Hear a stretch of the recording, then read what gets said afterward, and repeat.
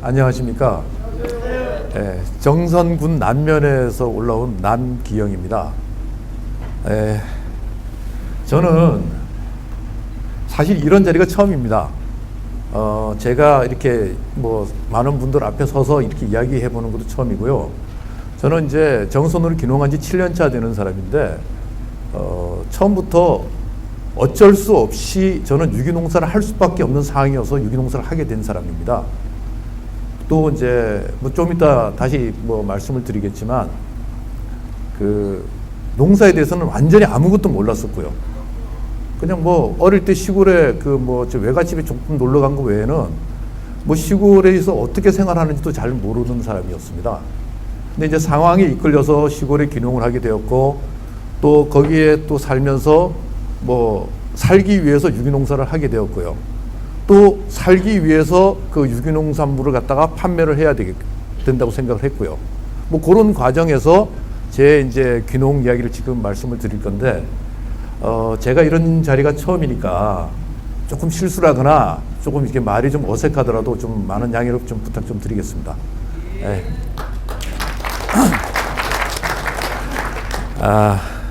저는 이제 그 귀농 전에는 그 서울에서 나름 이제 그 사업을 했었습니다. 그 뭐 제가 이제 미술을 전공을 했었고요. 대학 다닐 때는 대학원에서는 이제 건축 미술을 전공했었는데, 그냥 그거로 밥 벌어먹고 살기 좀 힘들어가지고 이제 뭐 하실도 하고 학원도 하고 뭐 광고 대행사 이런 것도 좀 하고 해가지고 사업이 좀 잘 됐었습니다. 그리고 이제 한때는 이제 그 전국적으로 프랜차이즈도 해봤고, 그러니까 사업을 한 그 가지 수로 따지면 한 10가지 정도 될 겁니다. 뭐 그냥 잘 되더라고요. 저는 잘 한다고 생각을 안 했는데, 그 잘 돼서 이제 사업을 좀 쭉 하다가 제가 이제 그 아이가 생겼죠. 아이가 생겼는데, 그 아이가 이제 소위 말하는 이제 다운 증후군이라는 병을 갖고 있고요. 이거는 뭐 사실 우리가 말하는 이제 지적 장애인 것입니다. 그러다 보니까 솔직히 뭐 사업을 하면은 막 잘 되고 뭐 사람들한테 존중도 받고 돈도 벌고 하니까 막 그런 일을 하는 거는 참 재밌는데, 집에 들어오면 답답한 거예요. 뭐 사실 미래가 없으니까 뭐 어떻게 해야 될 대책도 없고요. 뭐 어떻게 해야 되는지 뭐 된다는 데 대한 지침 같은 것도 없고요. 아무것도 없었습니다. 뭐 이게 뭐 참 어쨌든 그랬지만 뭐 내 새끼인데 내가 잘 키워야 되겠지 생각을 하고, 그래서 저는 그 당시 사업을 할 때의 방법으로는 돈을 좀 많이 벌어가지고 뭐 복지가 좀 외국으로 이민을 가든지, 아니면 제가 좋은 시설을 좀 만들어 보든지, 아니면 뭐 어떻게 뭐 하여튼 뭐 재단을 만들지, 이런 식으로 해서 좀 케어를 해야 되겠다라는 생각을 하고 좀 사업을 하면서 좀 서두르기도 했죠. 막 그렇게 빨리. 그래서 그때 제가 이제 30대 중반쯤이었는데 40대 초반쯤 되면 돈을 모아서 그렇게 하고 좀 인생을 좀 즐기면서 살자, 이렇게 좀 건방지고 참 철없는 생각을 했었습니다, 그때. 그런데 그렇게 이제 아내한테 아이를 다 맡겨놓고 저는 바깥에 돈 번답시고 그냥 맨날 그냥 이렇게 다니고 이러다 보니까 그냥 아내가 덜컥 병에 걸리고 말았습니다. 근데 이게 이 병이 맨 처음에는 그 갑상선암, 그러다가 한 2년 반쯤 뒤에는 유방암, 그러다 또 한 2년쯤 뭐 1년 반인가 2년쯤 뒤에는 그 정확하게 뭐 그건 기간은 모르겠는데 그냥 뭐 그 뭐 자궁, 이런 식으로 해가지고 뭐 환장을 하게 된 거더라고. 그냥 솔직히 그 시샘말로 하면은. 일단 사람 그 가정이라는 게 아내가 무너지면 바깥도 참 힘들어지는 겁니다. 그 머릿속에 그 고민이라는 게 딱 박혀 있으면 일이 제대로 안 되더라고요, 저는. 그래가지고 뭐 그때부터 그러다 보니까 뭐 사업도 좀 많이 힘들어지기 시작했고요. 그래서 이제 그때 이제 저는 어떤 생각을 했냐면 캐나다 이민을 가보려고요.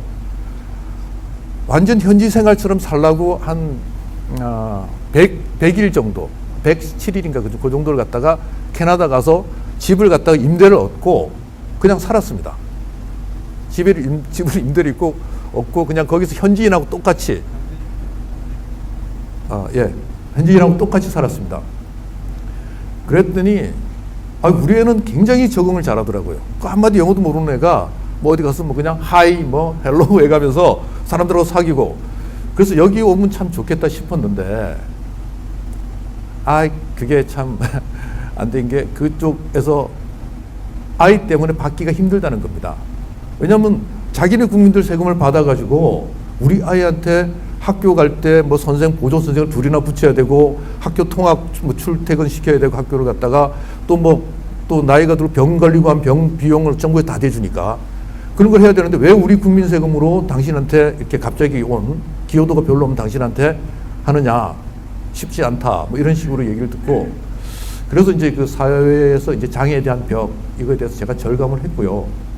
근데 그런 와중에 이제 아내가 또 아프고 막 그래가지고, 그래서 저는 이제 제 선배님한테 상의를 해보니까, 의사 선배거든요. 근데 그분이 이제, 야, 솔직하게 말씀드리, 현대의학을 하시는 분들은 그냥 웬만한 병원에서 치료를 하면 다 낫는다고 말씀을 하십니다. 근데 이제 그분은 저한테 인간적으로, 이런 상황은 현대의학으로는 좀 연장을 시키고 바로 보이는 병은 치료할 수 있지만 근본적인 치유는 힘들다. 생활 전반적인 걸 다 바꿔라. 지금 네가 살던 방식에. 뭐 운동을 안 했으면 운동을 하고, 먹는 걸 이걸 먹었으면 그걸 먹지 말고 이걸 먹고, 뭐 그런 식으로 싹 다 바꾸라는 거예요. 공기도 바꾸고. 결국 그 얘기 귀농하라는 얘기였습니다. 제가 이제 도시 서울서 살았으니까. 그래서 이제 저는 이제 뭐 주변에 그 얘기만 딱 듣고 급작스럽게 솔직히 서울 생활을 정리를 하고 바로 귀농을 했습니다. 한 4개월 동안 전국을 돌아다녀 봤고요. 뭐 제주도 하여튼 다 돌아다녀 봤습니다. 다 돌아다녀 보다가 제 인연이 닿은 데가 정선군 남면 광덕이었습니다. 거기를 간 이유는 거긴 지금도 하루에 버스가 2대밖에 안 들어옵니다. 정기적으로 들어오는 거는. 출퇴근이죠, 쉽게. 그리고 길이 가수리로 끝에 이제 막혀 있어가지고 차들이 많이 안 다닙니다. 그리고 이제 제가 거기 이사를 갔을 때,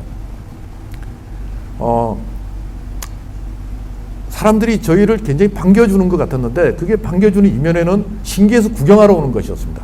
이 마을에도 들어와서 사는 사람이 있다. 제가 듣기로는 한 30년 정도가 아무도 안 들어왔다 그러더라고요. 그 마을이 외지에서는 근처에 있는 선평 이런 데서는 들어왔지만 외지 서울이나 이렇게 완전 도를 떠나서 들어온 거는 거의 전무했었다는 식으로 얘기를 하더라고요. 사실 가서 보니까 전무했고요, 저도. 그러니까 이제 저희 집에 이렇게 먹거리 같은 거 이제 들고 오고 이렇게 이제 하시더라고요. 제가 이제 그 먹거리들을 이제 처음에는 우리 도시 생활을 할 때는 그랬습니다. 아주 신선한 먹거리 같이 느껴졌어요. 바로 밭에서 따서 가져오는 거니까 얼마나 고맙습니까? 그래서 이게 참 좋은 거다 하고 참 많이 잘 먹었었는데, 제가 이제 6월 달에 그쪽에 이사를 들어갔거든요. 이사를 들어갔는데, 이제 애가 학교를 가니까 매일 아침에 이제 학교 버스, 차를 갖다가 학교까지 데려다 줬습니다. 데려다 주러 나가는데, 그때마다 보면 밭에다 뭘 잔뜩 뿌리고 계시는 거예요, 다들. 그래서 이제 인사하려고 문을 열으니까 냄새가 확 나서 문을 닫았죠. 나중에 물어보니까 그게 제초제고 살충제고 이런 것들이었더라고요. 야, 이거 주시는 음식이 참 고맙긴 고맙지만 먹기가 참 겁이 나더라고요. 왜 그러냐면 제가 제주도도 이사를 가려고 땅을 사놨었는데 거기 이제 밀감밭 보기가 좋아서 고기를 딱 샀는데, 저희 외삼촌이 보고는 너 미쳤냐 그러더라고요. 성한 사람도 여기 가면 약 때문에 병 걸리는데 아픈 마누라 데리고 가서 그거 죽이려고 작정을 했느냐고 야단을 치시더라고요. 그래서 제가 그래서 제주도도 저는 이제 포기를 했는데 그 약을 막 쳐져 있기니까, 그래서 이제 일단 그분들이 주시는 걸 갖다 이제 그때부터는 정중하게 사양을 하기 시작했죠. 저희가 별로 입이 짧아서 많이 못 먹습니다. 이런 식으로. 그러고 나서는 이제 제가 이제 텃밭 농사를 이제 하기 시작했었죠. 이제 그렇게 시작을 하면서 처음에 토마토가 몸에 좋은 거니까 50그루 정도 토마토를 심었습니다. 근데 이제 이게 너무 많이 나오더라고요, 토마토가. 나는 사실 그렇게 많이 나올 줄 몰랐어요, 그냥 토마토에서. 계속 나오는 거야. 그래서 그걸 갖다가 이제 집에서는 먹는데 저희 식구 3명이서 먹는 건 한계가 있으니까 나머지는 갖다 버리기도 뭐하고 해서 진짜 집사람이 그 당시만 해도 병원을 자주 갔었거든요. 한 달에 한 번꼴로 서울 병원을 갔었는데 그때 제가 감자 박스에다가 토마토를 빨갛게 익힌 토마토를 따가지고 서울로 가져가서 지인들한테 나눠줬습니다. 근데 위에서 보면 말짱해 보이는데 몇 개만 들으면 안에가 다 눌려서 터져 있는 거예요, 그게. 그래서 아 이거 참 이러면 안 되겠구나 싶어가지고 이제 어쨌든 위에 것만 건져서 이제 드렸는데 아 그분들이 참 맛있다 그러는데 그분들 중에 한 분이 어차피 시골 갔는데 야 토마토 진짜 너무 맛있다. 너희가 한 팔아보면 어떻겠느냐 하시는 분 하시더라고요. 뭐 그런 말씀 하시더라고요. 그래가지고 그때부터 제가 사실은 이제 시골에 간 목적 중에 하나가 집사람의 이제 건강 문제도 있었지만 제 아이의 어떤 미래 문제, 사실 그게 이제 살아가는 삶이 좀 가치 있게 살았으면 좋겠다는 생각을 제가 참 많이 했거든요. 그냥 얹혀 사는 삶 말고 기생하는 삶 말고 자기 나름만큼의 노력해서 살 수 있는 삶이 있었으면 좋겠다. 그리고 그런 문제가 해결돼야지 저도 행복하고 가족이 행복해지기 때문에 뭐 최종 목적은 행복이라고 볼 수 있겠지만 균형의 목적이 어쨌든 그런 걸 염두에 뒀기 때문에 제가 사실 그 경쟁력이 아주 낙후되고 교통도 참 멀리 떨어진 거기 이제 들어갈 생각을 하게 된 거죠. 그래서 이제 근데 아이가 나 이후에도 제대로 살아가려 그러면 뭔가를 하고 살아야 되는데 뭐 큰 돈은 아니더라도 자기 입에 풀칠할 수 있는 돈은 어떻게든 벌고 뭐 아니더라도 어쨌든 자기가 할 수 있는 만큼 일을 하고 살았으면 좋겠다는 생각에서 농원을 이제 구상하게 된 거죠. 근데 이제 어차피 아이도 좀 이렇게 면역이 좀 떨어지고 집사람도 그렇기 때문에 저는 아까도 말씀드린 살기 위해서 유기농을 할 수밖에 없었고요. 아까 집사님께서는 유기농 농자재 가끔 쓰신다 그랬는데 저는 그것도 처음엔 몰라서 안 썼고 나중에는 그것도 쓰면 안 된다고 생각을 했습니다. 왜냐하면 어떤 약이든 뭐든 간에 무한대로 치면 된다는 법은 사실 없거든요. 그 어떤 용량이라는 게 있다고 저는 생각을 합니다.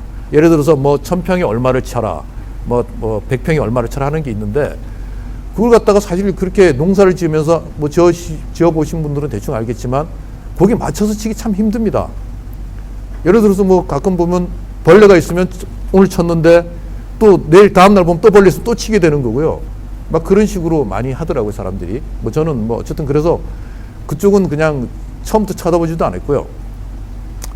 뭐 그냥 혼자서 농업 기술센터 가서 이제 공부도 좀 하고 그 다음에 이제 혼자서 책도 좀 보고 뭐 아까 말한 자담의 사이트도 들어가서 보고 그분이 이제 기술센터 가서 교육받으면서 그분을 만나게 돼서 이제 그분한테도 이제 좀 많은 얘기를 좀 듣고 이렇게 해가지고 모든 것을 거의 대부분 제가 다 만들었었습니다.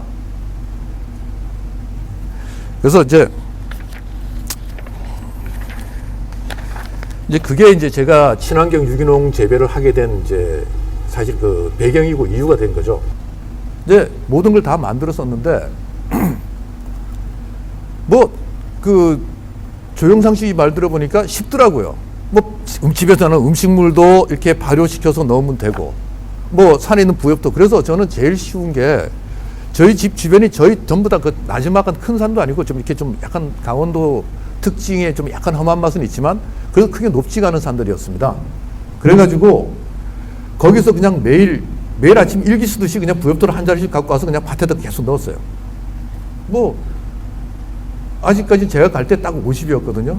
그래서 그때까지만 해도 좀 노동력도 있고 뭐 그렇게 별로 겁도 안 나고 그래가지고 그냥 계속 매일 그냥 나가면 차에 자루 한 2개쯤 싣고 가다가 다른 데서도 그냥 부엽도 끌고서 넣고 아니면 집에서 일어나서 그냥 아침에 가서 아침 운동하듯이 가서 넣고 이런 식으로 그냥 부엽토는 뭐 잘 발효되고 잘 썩은 거니까 냄새도 안 나고 하니까 그리고 음식물 쓰레기는 그냥 뭐 김치 같은 거는 좀 빼고요. 뭐 짜니까 그런 거 빼고 그냥 일반적인 음식물 쓰레기는 큰 통에 넣어서 계속 넣으면서 그 부엽도 좀 자꾸 집어넣고 그래서 뭐 그 양반이 시키는 대로 그 방법대로 정확하게는 안 했지만 거의 비슷하게 해서 그냥 이렇게 좀 냄새 나더라도 근데 주로 이제 그런 것들은 언제 넣냐면 이제 가을에 농사 끝나고 나서 넣는 거죠. 농사 도중에 넣으면 냄새 나서 일하기 참 힘드니까 뭐 그런 식으로 했고요. 밭에서 나오는 이제 줄기 같은 게 보면 보통 고추대 같은 건 다들 태우십니다. 전 그거 잘라서 넣었어요, 다 그냥.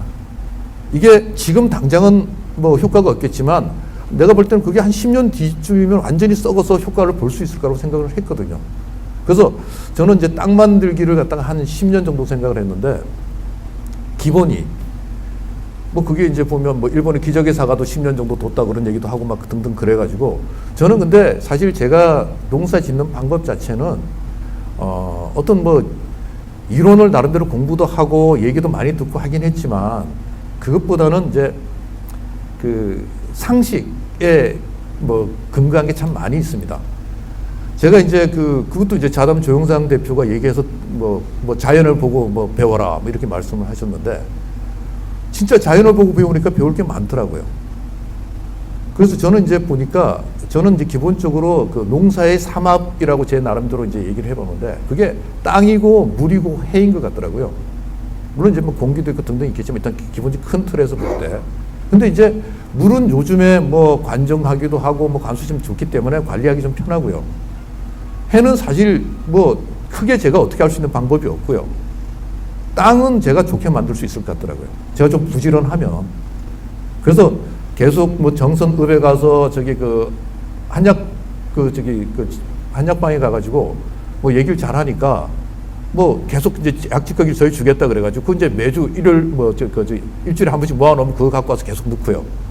뭐 하여튼 그런 식으로 하여튼 강릉에 가면은 횟집 같은 데 빼버리는 거 이런 거 갖고 와서 발효시켜서 넣고 하여튼 뭐 이런 식으로 그냥 노력으로 몸으로 거의 대부분 다 떼었습니다.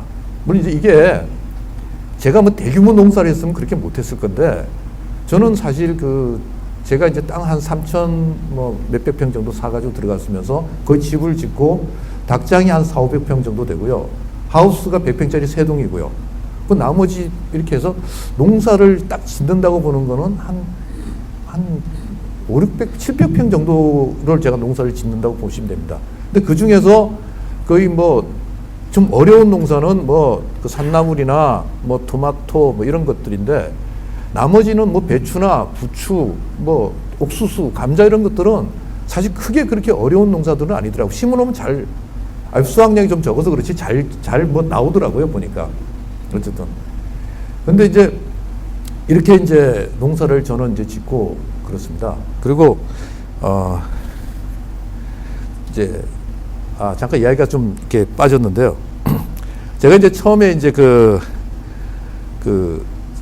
나보고 이제 한번 팔아보면 어떻겠냐 지인 얘기를 듣고 이제 농사를 이제 생각을 해보니까 처음이니까 제가 농사에 너무 자신이 없는 거예요. 팔 만큼의 실력이 없다라는 생각이 들어가지고 그래서 제가 이 중간 유통을 한번 해볼까 하는 생각을 했습니다. 저 원래 이제 사업을 한 20년 했었으니까. 근데 보니까 우리 동네 분들이 연세들이 거의 70에 다 평균 한 70 정도 수준들이고요. 노인들이.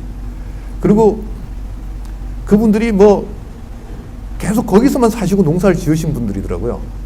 그래서 요걸 좀 팔아주면 좋겠다라는 생각을 한 거죠. 그리고 저도 그리고 이제 도시에서도 그리고 저에 대한 개인적인 신뢰가 좀 있으니까 그분들이 저를 믿을 거고 해서 이렇게 그런 식으로 생각을 참 해봤는데 그게 참 이렇게 잘 안 되더라고요.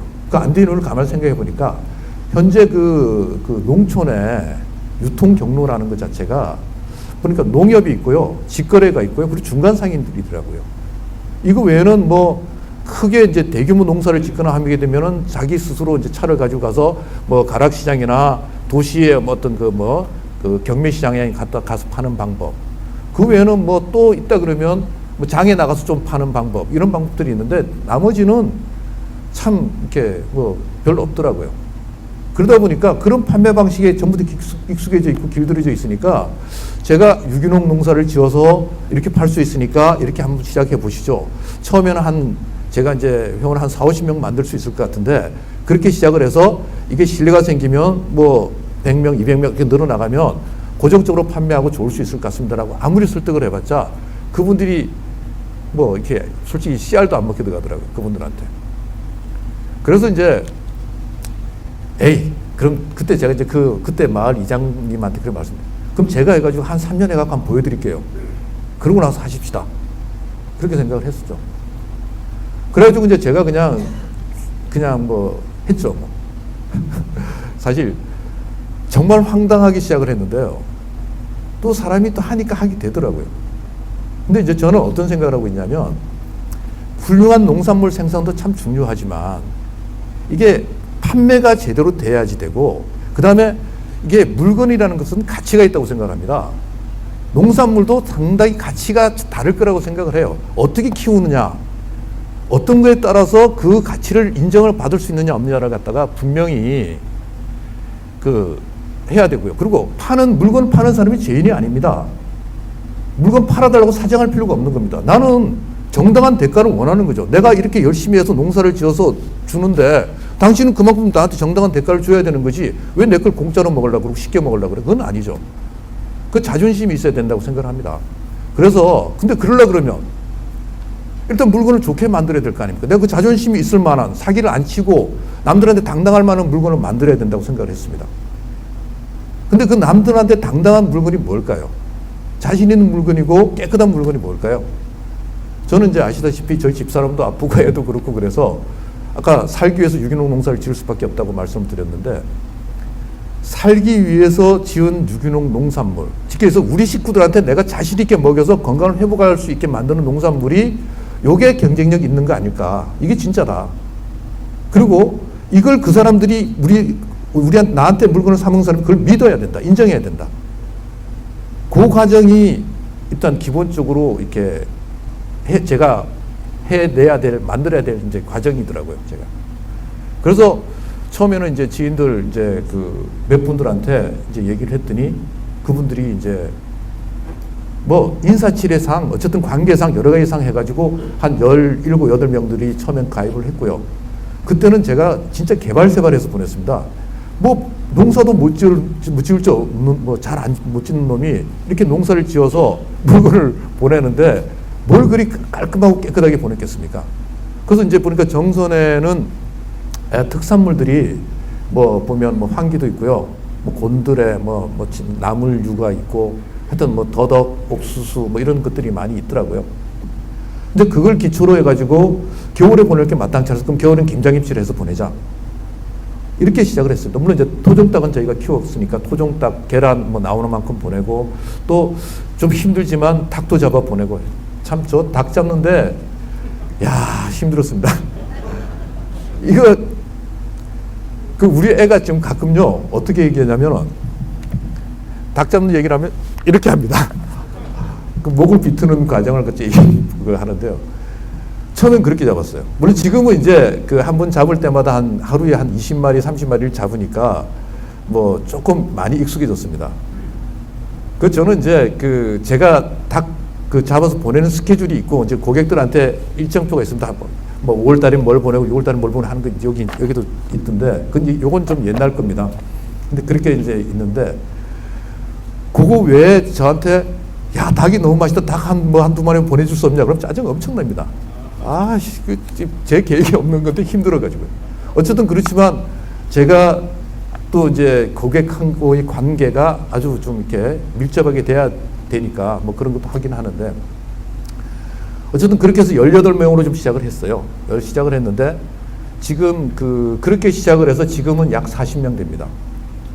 그리고 40명 되는 이유는 제가 더 이상을 못하겠다고 생각이 들었습니다. 제가 한 6년, 7년 해보니까 그 물건을 재배하는 것도 재배하는 거지만 그걸 관리해서 뭐 이렇게 포장을 해서 보내고 하는 것들이 저희가 이제 거의 뭐 여름 시즌에는 거의 매주 보내거든요. 토마토고도 나오고 하니까 토마토가 보관해 놓으면 너무 이제 시들고 상하고 하니까 매주 보내게 되고 또 그런 시즌이 아니면은 정확하게는 한 달에 두 번째, 네 번째 수요일을 보낸다고 되어 있는데 또 가끔 가다가 이제 추가로 발생되는 부분들이 있어서 한 2번 내지 3번 정도를 보내드립니다. 겨울에도. 이제 그렇게 보내드리는데 그런 일들 자체가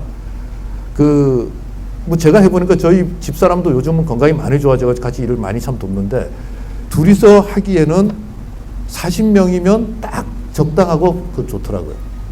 근데 저희가 아까 여기 뭐 매출이 얼마 되냐 보셨는데 저희는 저 회비를 월 20만 원 받습니다. 그러니까 뭐 40명 같으면 월 800만 원 들어오는 거죠. 1년이면 9,600만 원입니다. 거기다 이제 거기서 회사하는 분들이 있어가지고요. 저한테 여름에 이제 감자 시즌이나 이럴 때 저보고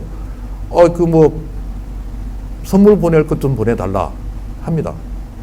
그래서 감자는 저희가 재배하는 거니까 재배를 좀 그때 미리 계산해서 좀 많이 해서 보내드리고 하니까 거기도 좀 수익이 좀 쏠쏠하게 남고요. 그렇습니다. 저희 감자 비쌉니다. 보통 이제 감자가 20kg 박스에 2만 원 하고 이럴 때 저희는 10kg 박스에 3만 원 받았습니다. 저는 배짱이 있어서 그런 거라기보다 이거 진짜 좋은 거니까 뭐 다른 거 싼 거 사 먹고 싶으면 싼 거 사 먹으라 그랬어요. 그분들한테.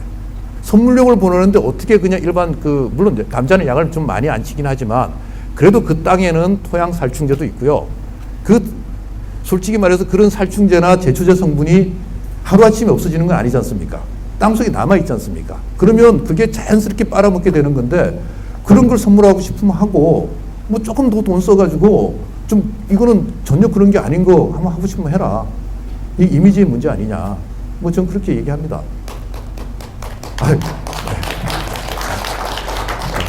어쨌든 뭐 그래서 그 수익은 그런 정도가 이렇게 나오고 있고요. 그리고 이제 그 하다 보니까 이제 농사를 이렇게 짓는 것도 참 중요하지만 아까 말한 상품의 경쟁력 자체는 이제 그렇게 해서 이제 적당히 갖추면서 그걸 가지고 또 배짱도 보이고 제가 당당한 모습을 보여서 일단 그분들이 그걸 신뢰하게 만들고 뭐 이런 것들은 이제 저희가 진행해 나가는 과정 중에 있는데 그러면서 이제 고객을 갖다가 사실 고객이라는 부분이 사실 굉장히 중요한 부분이거든요. 이 고객이라는 분들을 어떻게 하면 진짜 내 고객으로 만들 수 있을까? 그분이 여러 가지 중에서 선택을 해서 나한테 왔는데 이걸 계속 유지시켜 다른 선택을 안 할 수 있게 만드는 방법이 무엇일까? 이제 이걸 갖다가 생각을 많이 했었죠, 고민을. 물론 이제 우리 물건이 좋긴 좋지만 우리 물건이 좋다고 진짜 믿어야 되고 진심으로 믿어줘야 되는 거고 또 그러기 위해서 또 이제 뭐 저는 여러 가지 노력을 해야 된다고 생각을 합니다. 근데 그게 이제 제 나름대로는 제가 이제 블로그 운영을 하면서 블로그에는 제가 이제 고객 모집용으로 블로그를 운영하는 게 아니라 제가 농사 짓는 모습을 뭐 계속 글을 쓰고 사진을 올리고 해서 합니다. 뭐 요즘은 제가 이제 좀 귀농을 하면서 귀농에 대해서 이제 주변에 여러 사람들을 보다가 생각을 해보니까 참 공동체에 좀 꽂혀가지고요. 저는 뭐 나중에 다시 말씀을 드리겠지만 귀농을 제대로 하려 그러면 경쟁력을 높이기 위해서는 팀으로 귀농을 하는 게 참 좋다고 생각을 하거든요. 그리고 공동체라는 것 자체를 물리적인 땅덩어리 자체를 공동체라고 생각을 하는 게 아니라 좀 차원적인 공동체. 그러니까 마을에 귀농을 하는데 그 마을 전체를 사서 우리가 공동체 합시다 하는 게 아니라 내가 들어가고 다른 사람이 들어가고 이렇게 몇 사람이 들어가서 스스로 분위기를 공동체화 시켜가는 게 저는 가능할 거라고 보거든요. 그렇게 하면 참 이렇게 의지할 때도 생기고 얘기할 때도 생기고 서로 도움도 되고 해서 귀농하는 데 있어서 굉장히 도움이 많이 될 거라고 생각합니다. 요건 이제 제가 좀 이따 말씀을 드릴 건데 그래서 블로그에 이제 공동체 얘기를 좀 많이 올리고 하지만 어쨌든 저는 거기서 유기농에 대한 얘기라든지 또 하여튼 먹거리에 대한 나름대로는 제가 하는 농법에 대해서 설명도 많이 하고요. 그런 것들을 많이 합니다. 그런 것도 하고, 그 다음에 또 이렇게 물건을 이제 이렇게 저희가 배송을 해드리는데, 배송을 해드릴 때, 거기다 제가 편지입니다. 편지지만 설명용 편지입니다. 편지를 계속 씁니다. 그래서 매번 편지를 써서 큰 내용이 달라질 거예요. 없겠지만, 어쨌든 그 자질한 내용이 조금씩 달라지고 해서 매번 편지를 보내드립니다. 저희 고객들 중에서 보면 어르신들도 계시고 해서 어떤 건 그 어르신들 분한테는 좀 글도 크게 해서 보내드리고요. 그냥 일반으로 보내드립니다. 그렇게 하니까 고객들이 이제 사실 제가 당연히 돈을 받고 물건을 보내드리는데 물건을 받으면 감사합니다. 문자가 참 많이 옵니다. 참 좋은 물건 보내주셔서 고맙습니다. 감사합니다. 귀하게 먹겠습니다. 참 이게 참 너무 황당하고 고마운 일이더라고요. 근데 그리고 이제 또, 이게 보면, 이 고객들이라는, 사실 우리가 보면, 제가 이제 제 물건이 이게 정확하게 좋은 거다라고 설명하는 과정들이 굉장히 중요한 일이라고 생각을 하거든요. 근데 이게 보면 지금 현재 기존 농사 짓는 분들을 보면 그런 부분들이 많이 빠져 있습니다. 대부분 보니까, 제가 이제, 사실 저는 이제 제 주관적인 견해를 말씀드리는 겁니다. 지금 요즘 시골에서 농사 짓는 분들이나 이런 분들이 대부분 다 제가 보는 관점에서 아주 투기적인 농업을 하시는 것 같더라고요. 안정된 농업을 해야 된다고 생각을 하는데 그걸 왜 그러냐면 뭐가 잘 되는지 미리 이제 생각을 해가지고 잘 될 만한 작물이 있으면 그냥 왕창 심어가지고 그게 시세가 좋으면 그냥 돈 조금 벌고 시세가 안 좋으면 갈아 엎어버리고 그런데 요즘은 또 보니까 시세가 좋아도 돈을 벌기가 참 애매하더라고요. 대부분의 국민들이 물가가 높아진다고 난리치니까 정부에서 물가 안정화시키기 위해서 농산물 수입해가지고 가격을 안정화시켜 버리니까 결국은 농민들은 별 답이 없는 거예요. 거기다가 시대가 계속 발달하니까 이게 물류 수단이, 운송 수단이 굉장히 이렇게 발달되었습니다. 뭐 중국도 있고 지금 미국도 있고 많지 않습니까?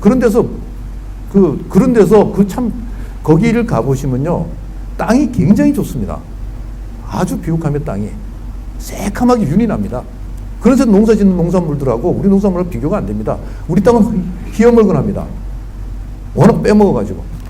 근데 그런 농사 환경에 있는 사람들은, 농민들하고 우리가 또 경쟁을 해야 될 시기가 돼버린 겁니다.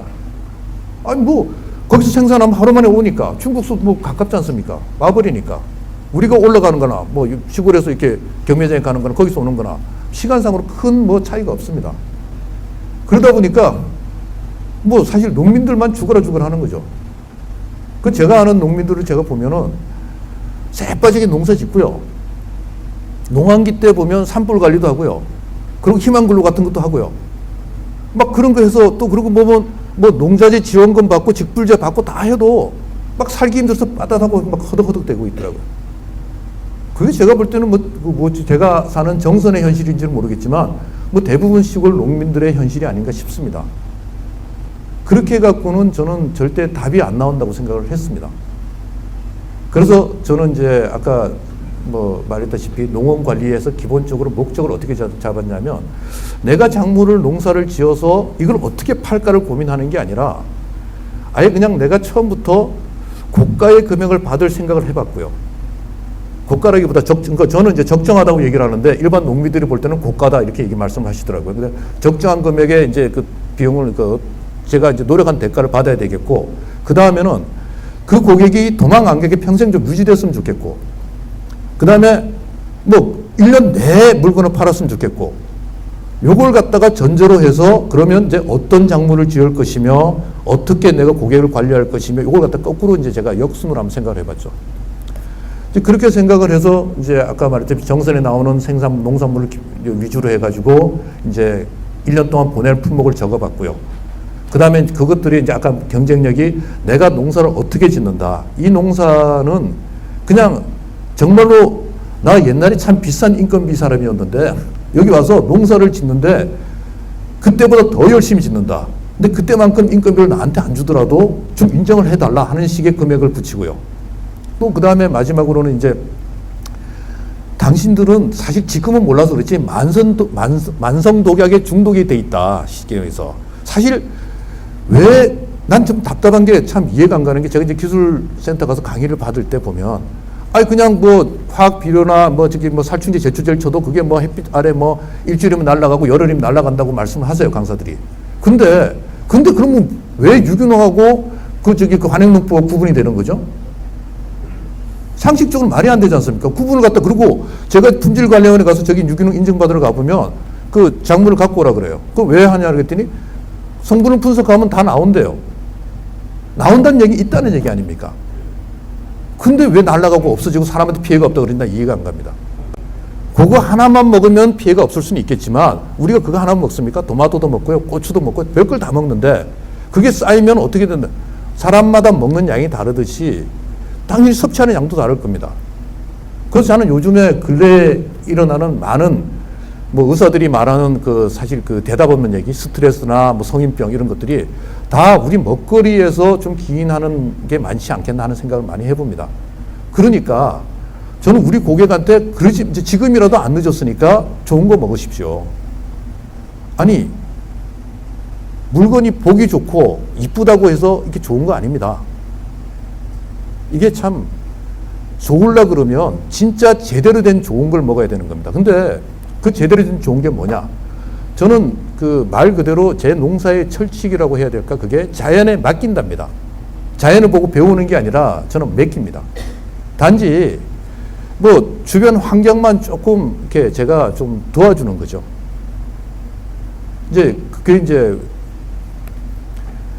제가 그리고 농사를 지을 때 또 하나 또 뭐냐면 식물도 운동을 좀 한번 시켜보자는 얘기죠.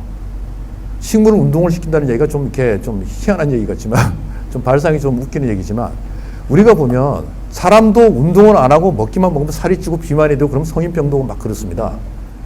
그리고 식물 또한 마찬가지인 게 이게 요즘 관행농법이나 일반 농법을 보면 생산을 증대시키기 위해서, 많이 생산시키기 위해서 바로 그냥 뿌리 근처에다 물도 많이 주고요. 비료도 많이 주고 많이 줍니다. 굳이 뿌리를 뻗을 필요가 없어요.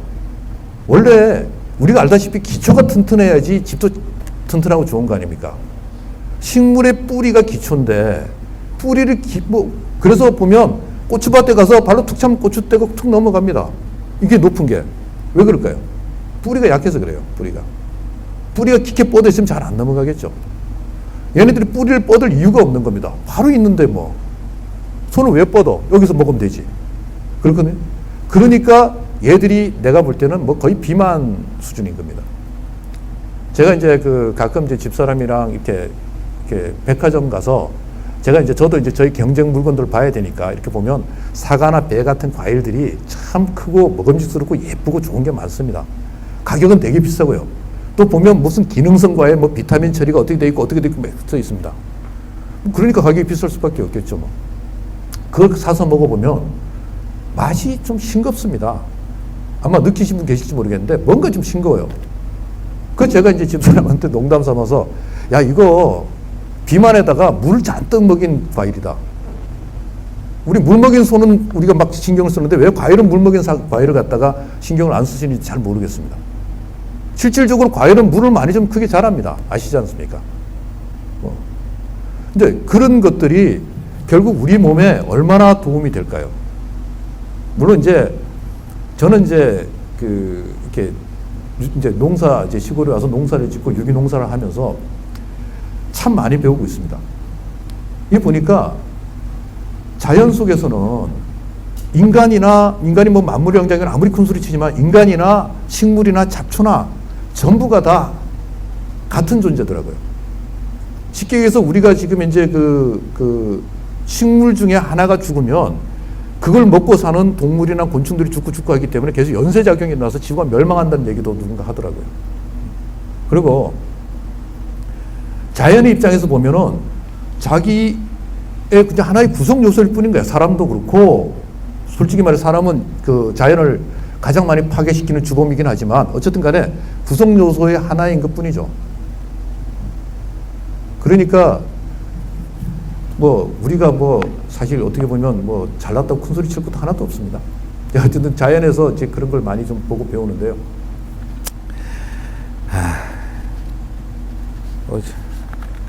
그리고 이제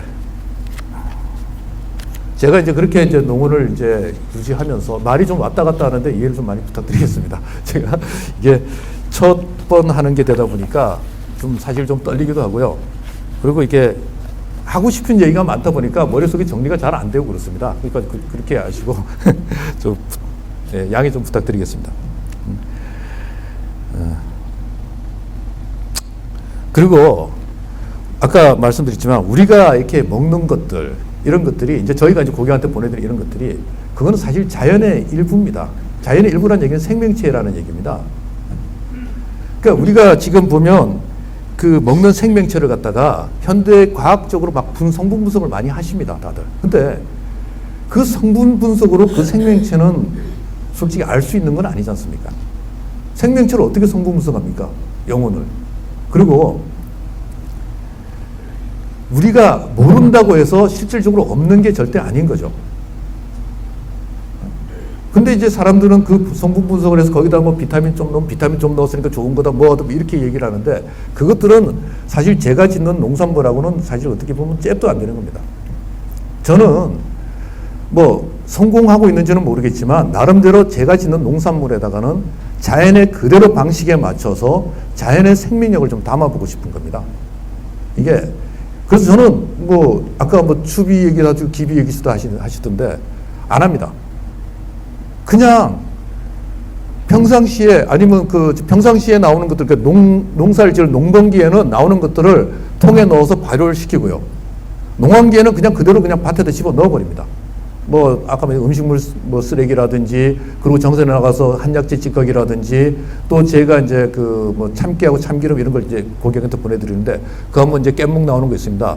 그런 거 가지고 하든지, 또 그 다음에 또 닭을 키우고 있으니까 닭장에다 이제 습하지 말라고 안개를 많이 깔아놨는데, 이제 그거 나오면 이제 그 똥하고 섞인 것들을 갈아다가 그냥 겨울에는 그냥 넣어주고요. 농번기 때는 그걸 이제 따로 나와서 이제 발효를 시키죠. 그게 왜 바로 쓰기 위해서는, 그게 바로 효과를 보기 위해서는 빨리 발효를 시키고 썩히고 해가지고 집어넣어서 바로 식물들이 써먹을 수 있겠지만, 저는 지금부터 계속 넣다 보면 제가 뭐 5년 전에 넣은 거는 지금 쓰여지고 있을지도 모르겠고요.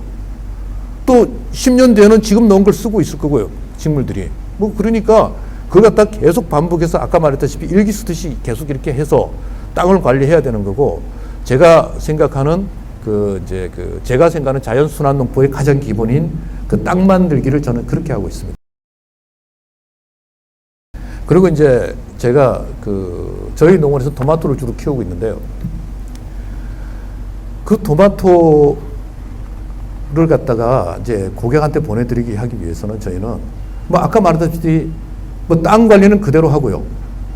그 다음에 뭐 가지치기는 좀 해줍니다. 그 순치기 이런 거는. 그 외에는 특별하게 안 해줘요. 그리고 이제 첫 수확할 무렵부터는 이제 물을 거의 안 줍니다. 뿌리 많이 뻗으라고. 근데 특별히 가물지가 않으면 잘 안 죽습니다. 되게 가물면, 내가 봤을 때 이제 가서 이파리 만져보고 되게 가물면 그때는 물을 좀 줍니다. 좀 이렇게 뿌리 근처 말고 조금 약간 멀리. 그리고 저는 이제 100평 기준으로 해서 한 600주 정도 심습니다. 아까 저기 뭐 집사님하고 비슷한데, 왜 그러냐면 이게 작물과 작물의 간격이 넓으면 얘들이 그 뿌리를 뻗어서 영양을 빨아먹는 그 범위도 넓어지지만, 또 사이가 넓으니, 간격이 넓으니까 바람이 잘 통하고 해가지고 병에 또 적게 걸립니다. 그러니까 얘들은 막 운동도 하고 하는 애들이니까 자체 면역력이 높은 겁니다. 우리 토마토 같은 경우에는요, 이렇게 무슨 병 같은 게 하나 걸려도 이렇게 잘 안 번지고요. 또 그 자체가 스스로 이겨내서 아물어 버립니다. 그래서 흉터 같은 게 조금 생기긴 생기지만 뭐 쓸만합니다. 그러니까 저는 그 토마토 농사를 지금 6년, 뭐 7년, 그러니까 6년 했죠. 이제 7년째 됐어요. 6년을 지었는데 아직까지도 심은데 또 심고 계속 6년째 심고 있는데 뭐 병 걸린 적 거의 없고요. 뭐 낱개로 한두 개씩은 아까 뭐 그런 게 있긴 없고, 뭐 벌레가 먹는 것도 있긴 있지만, 뭐 벌레 먹는 것들은 뭐 그냥 벌레도 살아야 되니까 먹고 살아라 그러고요. 하지만 뭐 제가 또 저도 먹고 살아야 되니까 벌레 잡기도 하고요. 뭐 그렇게 합니다. 그렇게 하고 그 외에는 뭐 특별한 거 없습니다. 그리고 이제 그걸 갖다가 제가 처음에 몰라서 빨갛게 익혀서 땄는데, 지금은 알고 빨갛게 익혀서 땁니다. 빨갛게 익혀서 따서 그게 맛이 좋거든요. 빨갛게 익혀서 따서 저는 어떻게 하냐면 저온저장고에 넣어가지고 토마토 자체 온도를 떨어뜨립니다. 그냥 그대로 보내면요, 가는 도중에 자체 온도가 있어가지고 자꾸 이렇게 터져버립니다. 열이 나서. 그러니까 이걸 저온저장고 넣어서 온도를 갖다가 한 10도 정도로 떨어뜨려 버립니다. 자체 온도를. 그 다음에 또 이게 익은 상태니까 토마토끼리 부딪히면 이렇게 터집니다. 그러니까 안 터지라고 또 배망을 또 쌉니다. 그리고 이제 스티로폼 박스에다가 넣는데, 그 이유는 뭐냐면 일단 여름에 토마토 시즌이 더운 여름이니까 외부 온도 차단하는 것도 있고요. 스티로폼 박스가. 그 다음에 두 번째는 뭐냐면 뭐 외부 충격도 많이 방지. 그냥 종이 박스하고 다릅니다. 그렇기 때문에 그렇게 해서 보내면 고객들이 받아보면 참 예쁘다고 하십니다. 그리고 참 맛있어 하시고요. 뭐 요즘 아시다시피 토마토가 좋다고 해서 거의 뭐 매일 토마토를 드시는 분들이 참 많이 계십니다. 그분들이 지금까지 먹어본 토마토 중에서 저희 토마토가 제일 맛있다고 하십니다. 제가 특별히 맛있게 하려고 저는 뭐 사실 잘 지식도 없어서 특별한 노력도 안 했고요. 단지 제가 아까 말씀드린 그런 원칙 하에서 농사를 했는데 맛있다는 거예요. 물론 저희 토마토 되게 크지도 않습니다. 딱 보기도 예쁘고 좋습니다. 물론 이제 전문적으로 키로로 달아서 파는 분들이야 뭐 작으니까 뭐 돈을 적게 받는다고 하실지 모르겠지만, 저희는 그렇게 보내는 게 아예 규격도 좋고 좋더라고요. 그래서 저희 토마토 되게 기다리십니다. 근데 저희는 원칙이 제때에 나와서, 하여튼 제때에 나온 거 물건을 보내드리니까 그분들은 평생을 토마토를 드셔야 되니까 저희가 못 보내드리면 사서 드십니다. 뭐 백화점 가서 사서 드시고 유기농 매장에 사서 드시고 드십니다.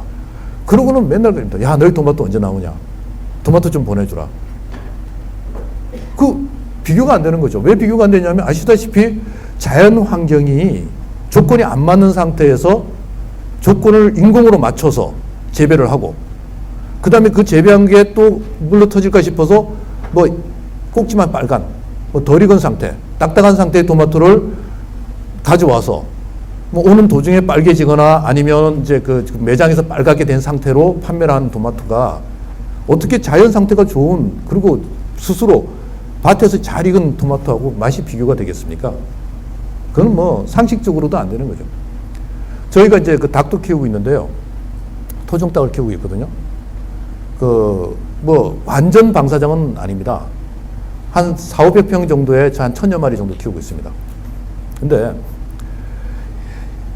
이게 보면 이 닭들도 그 추운 겨울이나 여름에는 알을 잘 안 놓습니다.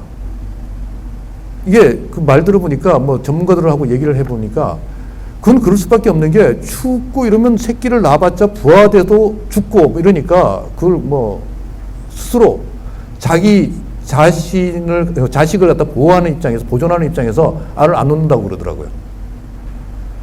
그런데 이게 보면 그러니까 저희는 이제 겨울에도 한겨울에도 계란이 안 나오고 여름에도 안 나오는데 근데 보면 이제 과학적으로 분석을 해보면요.